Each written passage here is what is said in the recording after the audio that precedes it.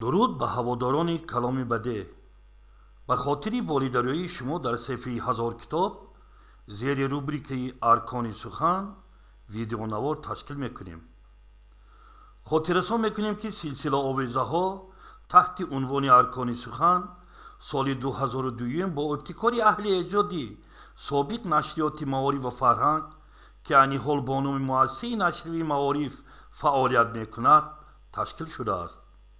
силсила бо акси 28 нафар шоирону тоҷику форс мураттаб ёфта аввалин маротиба бо таври ранга соли 2003 аз тариқи нашриёти маориф бо теъдоди 22 000 нусха рӯи чоп омадааст.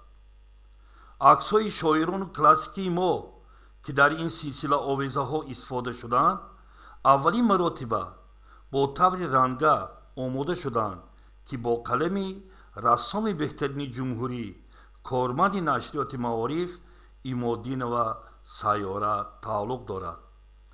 ба ҳар як расми тасвирии ин силсила мухтасар аз тарҷумаи ҳол ва намунаи ашъори адибон маълумот дода шудааст.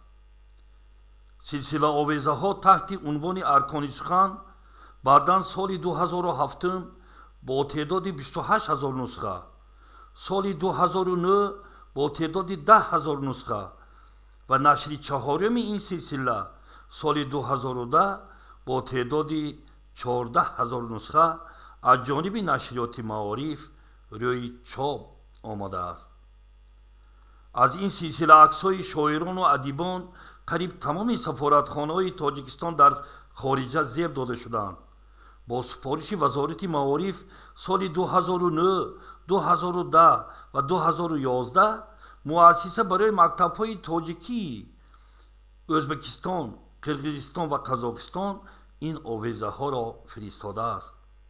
силсилаи расми шоирону нависандагон бо номи аркони сухан дар намоишгоҳи китоби теҳрон солҳои 2003 ва 2005, таҳсилот 2005 дар шаҳри остонаи қазоқистон, таҳсилот 2006 дар шаҳри Москва, книги Беларусия солҳои 2007 ва 2010 ва намоишгоҳи байналмилалии китоби Туркманистон дар шаҳри Ашқобод ки соли 2011 баргузор гардид баҳои баланд гирифтааст. ҳайати эҷодии саҳифаи ҳазор китоб тасмим гирифтанд ки барои ҳар як овеза навори алоҳида ташкил намуда пешкаши шумо гардонанд. хайр, то намоиши минбаъда дар саҳифаи ҳазор китоб.